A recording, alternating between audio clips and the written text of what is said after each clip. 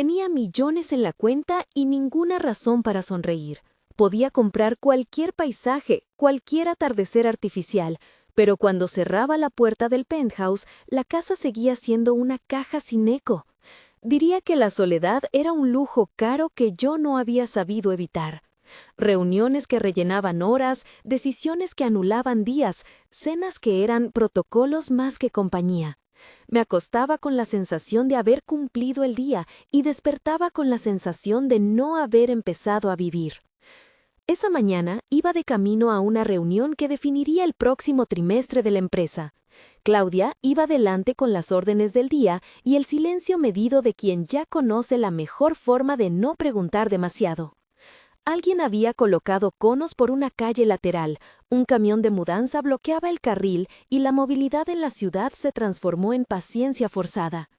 Decidí tomar un atajo, una calle que nunca había sido mi ruta habitual. Creo que, por primera vez en mucho tiempo, dejé que un desvío decidiera por mí. La esquina estaba llena de ruido de herramientas, conversaciones en voz baja y una luz que no tenía nada que ver con las fachadas vidriadas de mis oficinas. Allí, bajo una marquesina improvisada, una mujer estaba arrodillada sobre una manta vieja, con una lamparita LED en la mano y un multímetro colgando del cuello. Su mesa era un par de cajas con bombillas, aislantes y una fila de linternas pequeñas que brillaban como si guardaran historias en su interior. Cuando alzó la mirada, vi algo que no esperaba. Había serenidad en su concentración. Sus manos, llenas de grasa de trabajo y pequeñas marcas de soldadura, movían los cables con la paciencia de quien conoce cada hilo como si fuera un mapa de casa. Me paré más tiempo del que hubiera querido admitir. La luz de una linterna blanca, reparada y pulida, me iluminó la cara sin intención. Fue una luz humilde, sin pretensiones, una luz que reveló que, detrás del traje y del peinado cuidado, yo era una mujer que se estaba empezando a preguntar por qué su mundo no la sostenía. Ella sonrió, no por mí, sino por un chiste íntimo que compartía con el hombre que la ayudaba con un cable. Cuando me acerqué, tuve la primera sensación física. Calor. No el calor seco de los ventiladores de mi oficina, sino un calor que parecía venir de la base de la lamparita, del contacto con la pila, de la honestidad del trabajo hecho con las manos. ¿Se le apagó la batería de la linterna, señora?, preguntó ella, con una voz que no sabía aún que me gustaría tanto escuchar. Actué como si todo fuera normal. Compré una bombilla. Quería un pretexto. Le vi dinero como quien paga un servicio, pero ella me devolvió algo mejor, una linternita con una bombilla blanca que ella misma había arreglado. No era un regalo ostentoso, era un acto simple, una pieza terminada que dijeron más que cualquier palabra. Me la colocó en la palma y al tocarla nuestras manos se rozaron. No hubo electricidad en el sentido peligroso del término, sino algo más leve, un impulso que me atravesó por la espalda y me dejó con las piernas un poco flojas. Antes de volver al auto, miré mi reloj y pensé que todo había sido un minuto fuera de una prisa planeada, pero algo en mí había cambiado la dirección. Aquella linternita cabe en la palma de la mano como un secreto. En el cristal del vehículo, mientras subía, me vi reflejada con esa luz pequeña como un médium que sabe decir la verdad. Podía tener todo y aún así perderme. Si crees que el amor no entiende de clases, suscríbete y cuéntame desde qué rincón me ves. Volví al mismo lugar al día siguiente. No fue premeditado, sería mentir decir que no lo fue, pero la verdad es que buscaba una excusa para volver a verla. Lía, porque así supe que se llamaba cuando una señora la llamó por ese nombre desde la casa de enfrente, trabajaba con una naturalidad que no pedía permiso. Tenía la ropa manchada de trabajo, un overol remendado y una coleta que se soltaba con frecuencia, dejando mechones que se pegaban en su frente con gotas de sudor. Era, sin embargo, una persona que no se avergonzaba de su oficio. Arreglar una lámpara para un vecino, instalar una nueva conexión para una luz de jardín, localizar el porqué de un interruptor que no funcionaba, para ella, cada problema tenía un principio y un cierre, una solución con pasos concretos. En mi mundo, la mayoría de las cosas carecían de ese cierre, se ventilaban en comités, se convertían en análisis que prolongaban la incertidumbre. Nos sentamos en el borde de la acera con un café de cartón y hablamos como si ambas tuviéramos tiempo de sobra, aunque ninguna de las dos lo tenía. Hablamos de lo esencial disfrazado de trivialidades, qué lámpara prefería cada vecina, cómo se organiza un cableado en una casa antigua, qué linternas eran más resistentes. Le conté vagamente sobre mi empresa. No me gusta sacar mi tarjeta cuando alguien habla de trabajo, y ella me escuchó con los ojos fijos, como si pensara que los números que mencionaba solo fueran otra clase de rejillas sin alma. Ella habló de su abuela Rosa, de su taller improvisado en la esquina, de cómo aprendió a soldar con un tío que ya no vivía, de su miedo de que entrar en mi mundo fuera como cambiar la luz por un cristal pulido, bonito pero frío. Lo que me atrapó no fue solo la conversación, fue la manera en que Lía hablaba de su abuela. Cuando dijo Rosa, la voz le cambió de timbre, se le ablandó el borde, como si esa palabra contuviera todas las razones por las que hacía las cosas. Me invitó a conocerla, y yo, sin tener derecho a eso, acepté. La casa de Lía era pequeña y tenía un aliento que mis apartamentos nunca tuvieron. Era olor a comida fresca, a café recalentado, a detergente y a la tela que ha visto muchos días de trabajo. Había una lámpara en la mesa del comedor con una pantalla parcheada. La bombilla que colgaba del techo era la que ella había reparado ese mismo día con un empaime imperfecto pero funcional. La abuela Rosa tenía manos grandes y ojos diminutos, y cuando me miró a mí como si quisiera asegurarse de que yo seguía siendo humana, me sentí desnuda. No por culpa de mi boato, sino por el contraste. Nunca nadie me había mirado como si antes hubiera tenido que comprobar si merecía la atención. «Siéntate, Bianca», dijo Rosa con una voz gastada y cálida. «¿Eres amiga de Lía?» Dije que sí. Me ofrecieron pan recién hecho. En la cocina, entre olores, releí la imagen que me devolvía el espejo, una mujer que podía hacer llamadas y mover inversiones, pero que ahora aprendía a hacer sitio en la mesa para una linternita trémula. Fue en esa casa donde ella me contó que, cuando niña, le gustaba desmontar aparatos y entenderlos. Su abuelo le decía que la electricidad es como la vida, hay que saber guiarla, no domesticarla.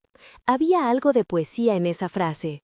Al escucharla, por primera vez comprendí que mi vida había sido dirigida por la idea de controlar, de domesticar circunstancias, y que me faltaba aprender a guiar mi propia energía. Lía no aspiraba a mis proyectos, no quería que yo la salvara. Deseaba, en cambio, respeto por su oficio, oportunidades para crecer y la posibilidad de ser vista sin que su trabajo fuera una etiqueta. Los encuentros se multiplicaron. Lo que empezó como curiosidad se volvió algo que esperaba a lo largo de la semana. Me inventaba reuniones que terminaban antes, llevaba a cabo decisiones en el coche y con el corazón, y luego me detenía en esa esquina para conversar. Había rituales mínimos, una linterna blanca que me daba cuando quería recordarme que la luz no necesita brillo falso, una taza de café compartido, la abuela Rosa que a veces nos miraba y hacía una seña. Con el tiempo empecé a notar detalles que me conmovían, la forma en que Lía enrollaba el cable con cuidado para que no se doble, el modo en que limpiaba la bombilla con la manga antes de instalarla, cómo su sonrisa se abría cuando hablaba de un cliente contento. A medida que nuestro vínculo se fue haciendo más constante, también se hicieron visibles las diferencias que antes me parecía fácil ignorar. En mis presentaciones, en las fotos institucionales, en las recepciones donde deseaba que todo fuera perfecto, existía un código de comportamiento que ella no manejaba y que yo, hasta entonces, había dado por obvio.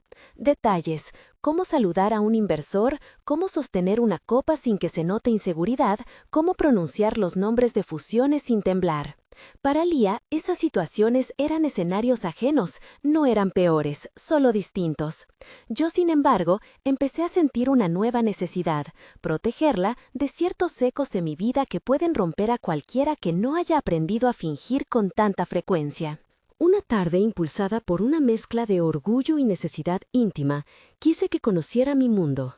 No fue un gesto calculado, más bien fue el equivalente a mostrarle mi biblioteca después de haberle enseñado mi taller. Quise que supiera de dónde venía ese brillo que me rodeaba y, si era posible, que se sintiera cómoda dentro de él. Planeé un almuerzo en la sede, seria informal, con algunos miembros del equipo que yo creía comprensivos, y pensaba que una presentación simple bastaría para tender un puente. La llevé en mi coche. Claudia, mi mano derecha en lo operativo, la persona que conoce mis horarios y mis silencios, miró por el retrovisor con esa mezcla de curiosidad y cautela que solo quien te acompaña sabe tener. Le dije que no se preocupara. La idea era sencilla, presentar a Lía como alguien a quien admiro, como una profesional de oficio. No iba a ser un espectáculo. Al entrar a la sala, la luz fluorescente nos recibió con ese brillo institucional que puede limpiar la emoción o dejarla sin timbre. Introduje a Lía con palabras que intentaban ser cálidas y precisas.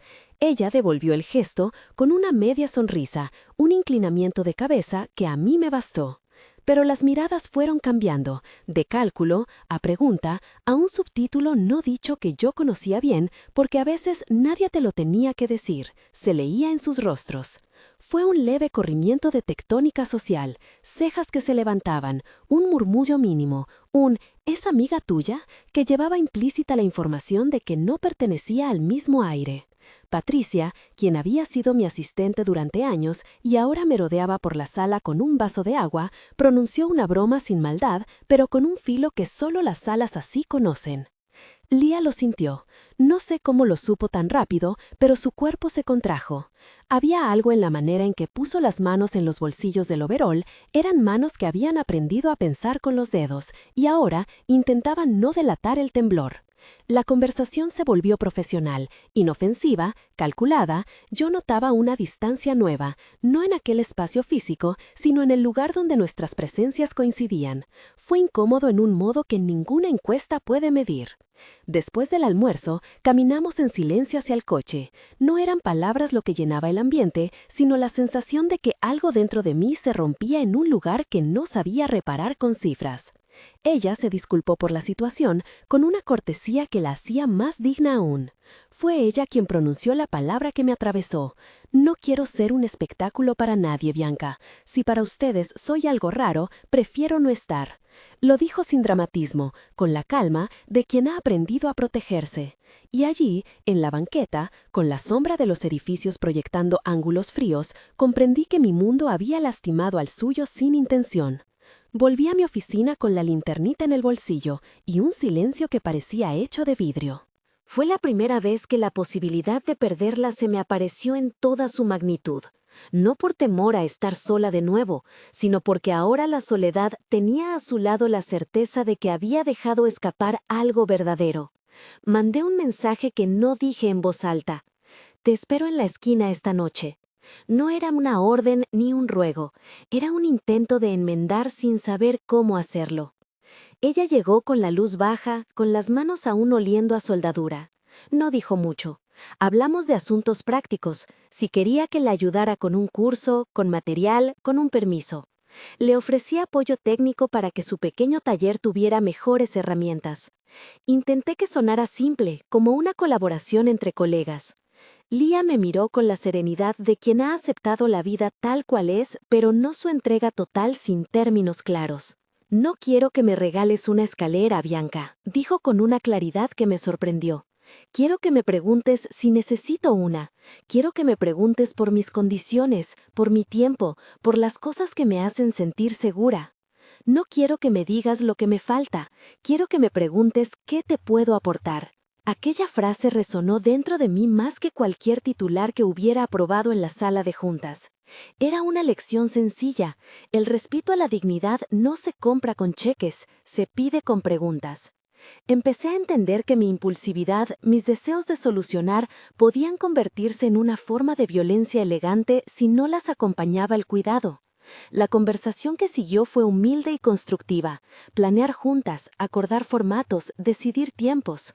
Fue un avance hecho de papeles y de promesas que tenían que sobrevivir a la curiosidad de terceros. Y en medio de esa arquitectura de acuerdos hubo también gestos que no se negocian, un beso furtivo detrás de una caja, el roce de nuestras manos cuando pasábamos cables enrollados, la risa que se escapaba en el momento menos pensado. No quiero romantizar lo obvio, lo que sucedía era sencillo y profundo. Dos personas encontrando el modo de coincidir cuando el resto del mundo parecía diseñado para separarlas. Empezamos a inventar una cotidianidad pequeña, yo enseñándole a reservar su tiempo como quien organiza un equipo, ella enseñándome a desenmarañar una maraña de cables sin perder la paciencia. No todo fue armonía. Algunas noches me descubrí enfadada por no poder controlar una situación que por mi experiencia hubiera ordenado enseguida. Sentía deseos de protegerla con todas las armas de mi arsenal y al mismo tiempo me asustaba la tentación de convertir su vida en un proyecto más. Hablábamos de dinero con cautela. Le pagué la cuenta del taller en una ocasión, una compra de repuestos que ella no había podido afrontar, y me devolvió el dinero con resistencia. No quiero que ninguna deuda cambie la forma en que te relaciones conmigo, me dijo. Fue la lección de nuevo. La ayuda que empodera no puede llegar con la guadaña de la dependencia. Mientras la intimidad crecía, también crecían en mí las grietas del mundo que iba a recibirla. Empezaron los mensajes indirectos, un amiga dicho con demasiada intención, una broma que sonaba a reproche, una llamada que pedía que volviera a poner prioridades en orden. Ricardo, uno de los socios con los que compartía viajes largos y cafés, comentó una vez, ¿de verdad vas a traer a alguien así a nuestras reuniones? Podría ser complicado. No lo dijo con mala fe explícita, más bien con el temor de quien piensa en la reputación como si fuera un vestido frágil. Esas frases, dichas sin mirar el fondo del asunto, tienen una manera de colarse y convertirse en pequeñas piedras con las que tropezar. Una tarde, al recibir a Lía en la oficina para una reunión informal con mi equipo de responsabilidad social, noté la tensión en su boca. Caminó por los pasillos con su overol discreto y me pregunté si debía haberla pedido que cambiara de atuendo. No lo hice. Era mi forma de mostrar que, si quería estar conmigo, no debía renunciar a lo que era. Pero la reunión no salió como esperaba. Comentarios inocentes se transformaron en cuchicheos. Alguien preguntó por cómo había llegado ella a conocer la empresa. Una risa fuera de lugar hizo que Lía se retraiga. Salimos al balcón. La ciudad se desplegaba con su brillo institucional y allí, con el viento que trae a veces la ciudad como una disculpa, Lía me miró y dijo algo que todavía me revuelve. No vine a que me mires con lástima, Bianca. Vine porque te quiero y porque creo que podemos aprender la una de la otra. Pero si para eso tengo que pagar con mi identidad, no vale. La vi alejarse. No fue una marcha dramática, fue un paso medido, casi silencioso. La vi doblar la esquina, con su linterna en la mano, y comprendí que había puesto en riesgo algo precioso. Por primera vez, el brillo en mis manos, ese que venía de contratos y números, me pareció pálido. Me quedé en la terraza con la copa fría en la mano, mirando un horizonte que ya no me decía nada. En el coche, camino a su esquina, repasé mentalmente mis opciones. Podía arreglarlo con promesas, con excusas, con regalos, podía desplegar toda la maquinaria de mi mundo para revertir la situación. Pero dentro, algo me decía que no bastaba con gestos externos. Si quería que Lía fuera parte de mi vida, tendría que cambiar la forma en que mi vida funcionaba. No como un acto heroico, sino como una reordenación sincera. Menos presentaciones, menos apariencias, más espacios comunes donde la dignidad fuese un punto de partida y no una concesión. Estacioné frente al taller improvisado. Había una lamparita encendida en el umbral, la misma que había recibido el primer día, la que me seguía como un marcador de lo que había sucedido y lo que estaba por suceder. La línea entre mis privilegios y su trabajo se hacía nítida en la luz que ella había cuidado. Me puse de pie, respiré y empujé la puerta. Ella estaba allí, inclinada sobre un tablero. Cuando levantó la mirada, sus ojos me buscaron sin reproche, solo con la pregunta de si estaba dispuesta a hacer lo que decía querer. No tuve respuesta inmediata. La palabra sacrificio sonaba en mi cabeza con un eco que no conocía. No se trataba de renuncias grandilocuentes, se trataba de prioridades que se reafirman día a día. Y en ese punto exacto, con la linterna blanca reposando sobre la mesa, comprendí que no podía seguir viviendo en dos mundos paralelos, uno de vidrio y brillo, otro de mesas con cables y manos manchadas. Antes de que pudiera decir algo, la abuela Rosa entró con una taza de té y nos miró como quien no necesita explicaciones para leer el alma de quienes ama. Hizo un gesto discreto con la cabeza, y en ese gesto había tanto perdón como exigencia. Me enseñó, sin palabras, que el amor no se mide por el ruido que hace el entorno, sino por la calma que construye en los días normales. Le ofrecí mi mano y por primera vez no la puse con el ímpetu de quien tienta a la otra a cambiar. Le dije que quería aprender a construir un espacio en el que sus herramientas fueran bienvenidas, en el que su tiempo tuviera el mismo peso que mis juntas, en el que nadie usara su presencia como curiosidad. Lía me escuchó, con esa mezcla de precaución y esperanza que uno ve en quien ha sido herido sin provocar. Nos quedamos allí un rato, sin prisa por convertir las palabras en promesas solemnes. La tensión seguía en el aire porque las decisiones importantes nunca son instantáneas. Sabía que el costo social podía ser alto. Sabía también que no quería que mis gestos fueran una forma elegante de control. Tenía que cambiar estructuras, delegar más, aprender a decir que no a oportunidades que exigieran mi presencia constante, mostrar con hechos que mi prioridad había cambiado. Esa noche volví a casa con la linterna en el bolso. La encendí en la terraza y la luz blanca dibujó un círculo pequeño sobre la mesa. Me senté y pensé en la fragilidad de las cosas que valen. Pensé en la manera en que había intentado salvarlo todo con soluciones ejecutivas y en lo pobre que había sido mi arsenal emocional hasta que una mujer con manos manchadas de trabajo me enseñó que la luz puede ser compartida sin que nadie pierda su intensidad. Justo entonces sonó el teléfono, un mensaje de Claudia preguntando si todo había salido bien. Le respondí con un emoji tonto, la única forma que tenía de no revelar la urgencia que me latía en el pecho. A la mañana siguiente, cuando regresé a la oficina, me enfrenté a algo que sabía que vendría. Miradas distintas, comentarios que rozaban la prudencia y la incomodidad. No eran ataques planificados, eran simples reacciones al hecho de que yo había incorporado algo que rompía la narrativa de mi entorno. Me pregunté cuántas puertas se cerrarían y cuántas se abrirían de otra manera. Sabía que la decisión de priorizarla no sería un acto único, sino una serie de recorridos. Reuniones programadas, conversaciones difíciles con socios, explicaciones que algunos no aceptarían. Abrí la puerta de la sala de juntas y me senté.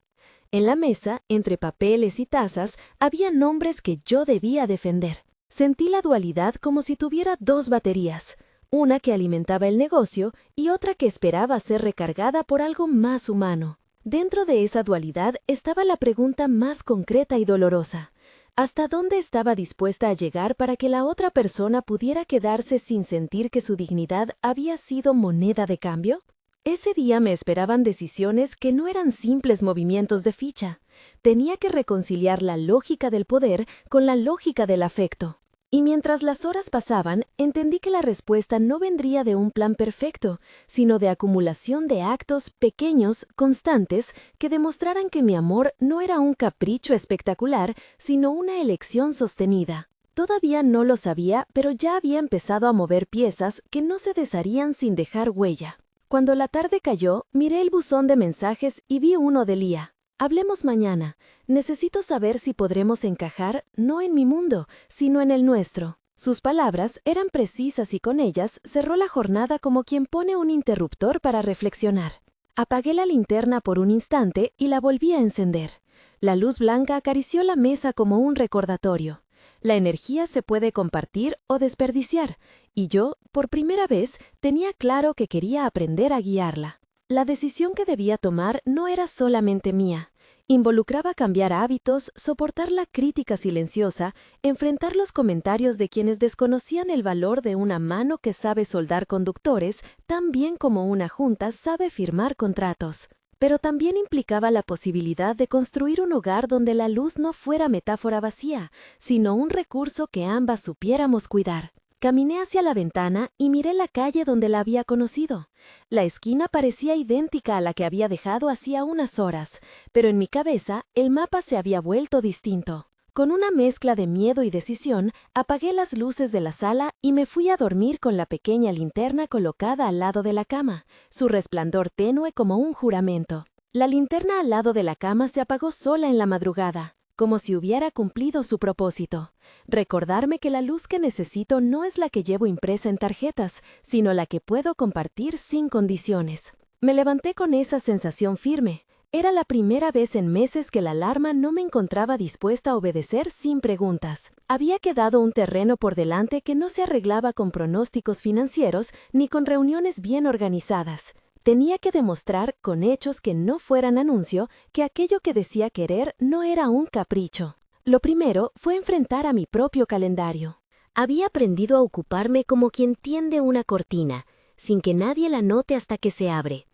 Empecé por hablar con Claudia en serio, no con la voz que dicta órdenes, sino con la que pide consejo. Le expliqué que necesitaba un cambio de ritmo y le pedí que me ayudara a delegar responsabilidades, que el liderazgo no tiene que ser sinónimo de presencia física constante. Ella levantó una ceja y por un minuto vi en su cara a la persona que ha sido la sombra que mantiene mis días coherentes. Hizo preguntas, las buenas preguntas. ¿Qué significa menos para ti? ¿Cuánto vas a reducir? ¿Qué dejarás y qué conservarás? Hablamos durante horas, una conversación que fue más reorganización que renuncia. Decidimos juntas un plan, reducir mi participación en reuniones que podían resolverse por comité, nombrar un director operativo con autoridad y cerrar varios frentes temporales. No fue heroísmo, fue una red de gestos prácticos que permitirían que mi presencia fuera más valiosa, no más constante. El primer día que le conté a algunos socios que tomaría un periodo para recentrarme, la reacción fue variada.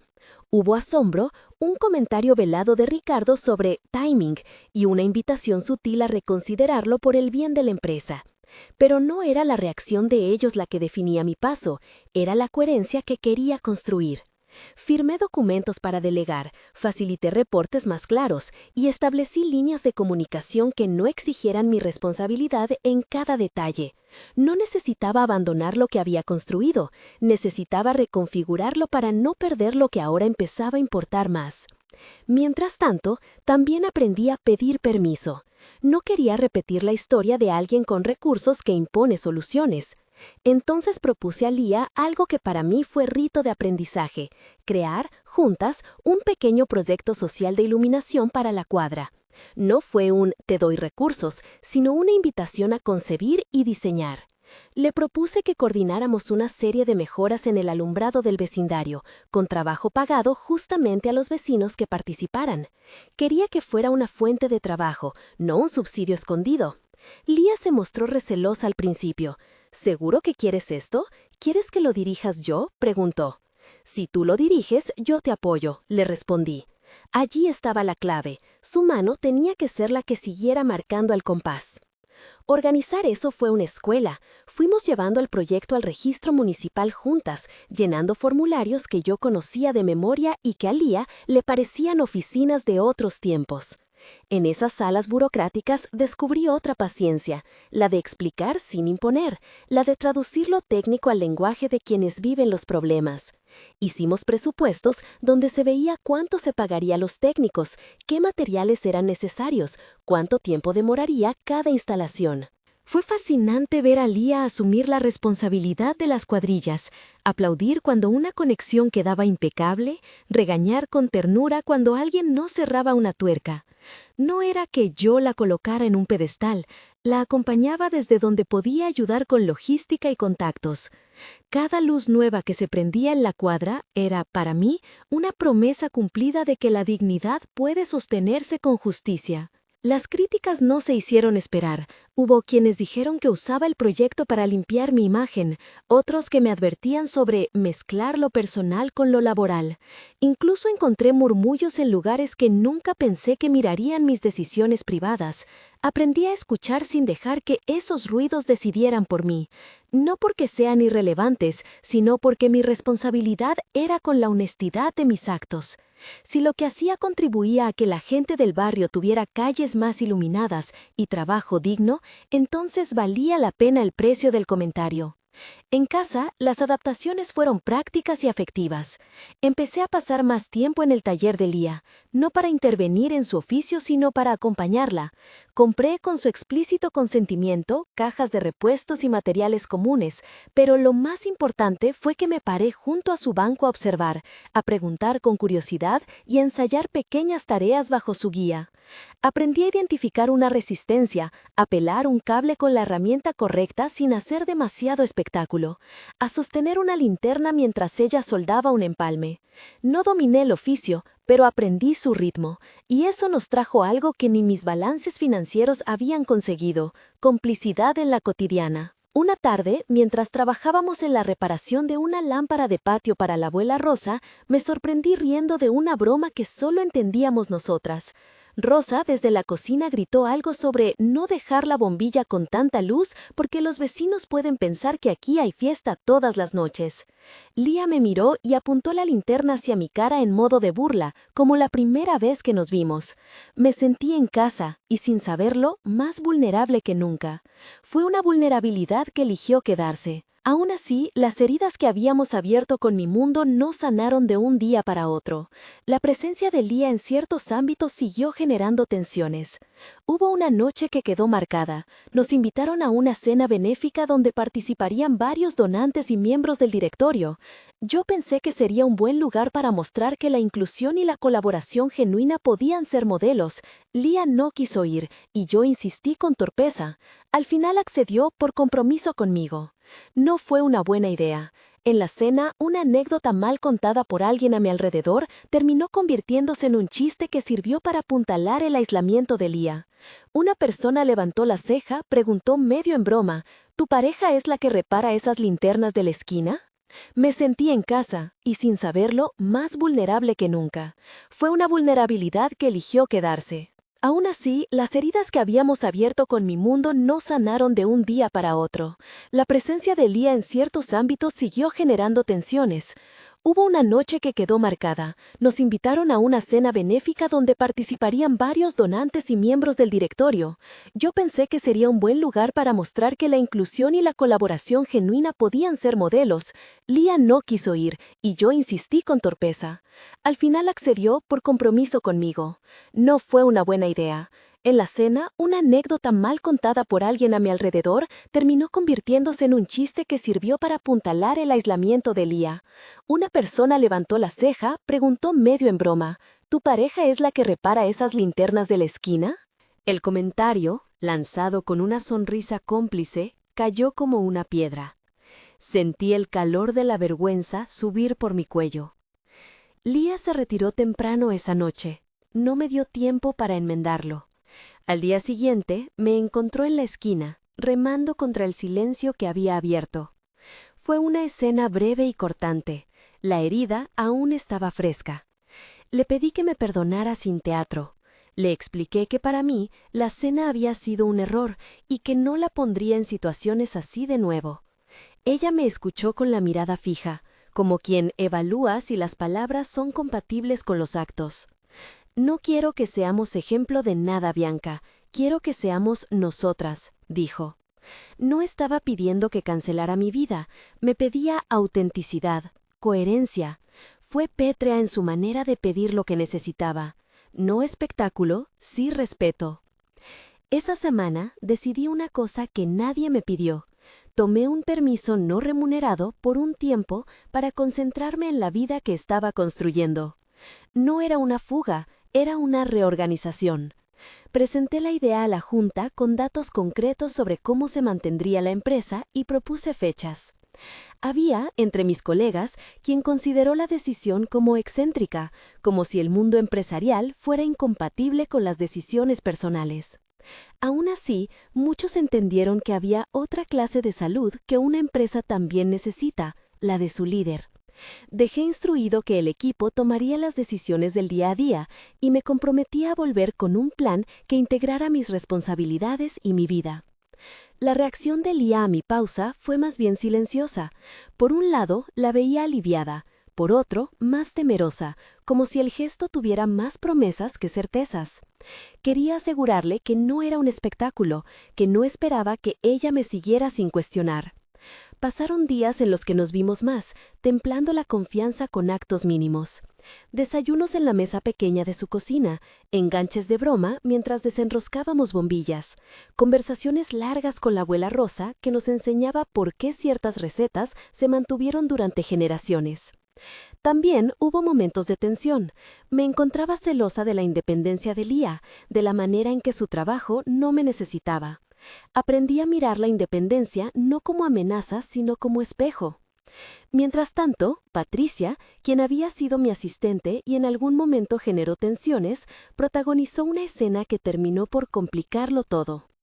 En una reunión casual en la que coincidimos con algunos de los mismos socios, ella comentó de manera imprudente sobre mi vida privada con un aire de crítica velada. Fue un comentario que me dolió por su familiaridad. No esperaba que alguien tan cerca actuara con esa frialdad.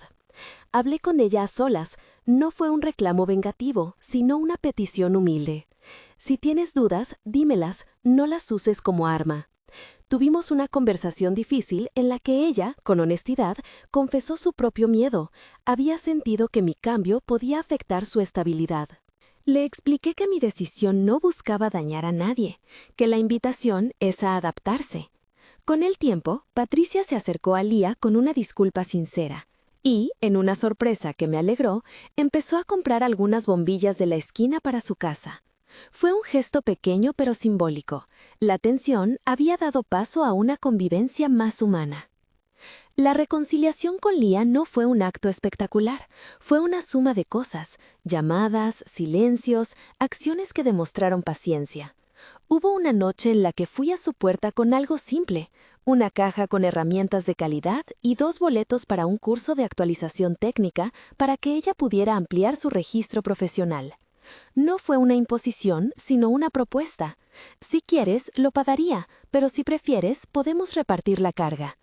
La miré y vi en sus ojos la duda por el gesto, la sospecha de que sería otra forma de asimetría. Me detuve y le dije, si aceptas, lo hacemos a tu manera. Tú eliges a los formadores, tú decides el horario, tú eliges qué equipo comprar. Aceptó con la condición de que el proyecto fuera suyo en el liderazgo. Fue una victoria de la dignidad. Después de ese acuerdo, los pasos para volver a confiar mutua y públicamente fueron más firmes. No faltaron pruebas. Una vez, un cliente importante llegó a desvalorizar el trabajo de Lía frente a mí, insinuando que su oficio no tenía estandarización y, por tanto, era inadecuado para recomendarlo. Respondí con tranquilidad, expliqué la metodología, pedí referencias y subrayé que en nuestro proyecto se pagaba con transparencia. No fue una escena de confrontación épica, fue mostrar que el respeto se exige con la claridad y la razón. Lía, que me acompañaba en esa visita, miró cómo lo hizo y al salir me tocó la mano con la suya cubierta de grasa. Allí comprendí que el respeto se gana, se construye con actos mutuamente reconocibles. La propuesta llegó de un lugar donde sabía que ningún ornamento exagerado tendría cabida, la esquina donde nos conocimos. No era un escenario pensado para impresionar, sino para recordar. Había pasado meses desde que la primera linterna pasó de mano en mano y se convirtió en símbolo de tantas pequeñas certezas. Decidí que la forma de pedirle que compartiésemos una vida no sería arrodillarme con una joya diseñada por un mercado que no entendería nuestro pacto. Sería pedir su compañía de manera íntegra, con las condiciones que ella había pedido: igualdad, respeto y proyectos compartidos. Elegí la tarde perfecta, una luz al declinar, cuando las sombras dan paso a las lámparas de la calle. Organizamos, sin hacer gran anuncio, una fiesta pequeña para inaugurar una nueva farola que el proyecto había logrado instalar en la plaza principal.